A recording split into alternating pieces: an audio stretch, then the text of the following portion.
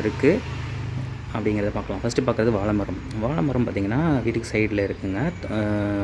ஒரு ஒரு வாழை மரம் லாஸ்ட் வீக் தான் குலை எடுத்தோம், வாழைக்குலை எடுத்தோம்.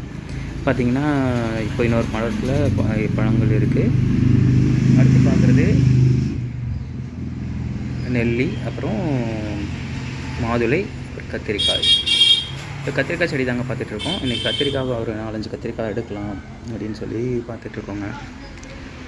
பாருங்கள், நல்லா கத்திரிக்காய்லாம் நல்லா பெருசாகிடுச்சு. இதுக்கு மேலே விட்டோம்னா முத்திடும். ஸோ கத்திரிக்காய் எடுக்கலாம்.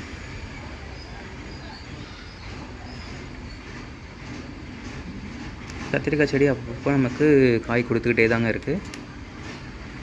ஒரு 10 கத்திரிக்காய் செடி வச்சுருக்கு. 10 கத்திரிக்காய் செடியும் பார்த்திங்கன்னா நமக்கு ஒரு 15 days ஒன்ஸ் நமக்கு காய்கறி வந்துக்கிட்டே இருக்குது.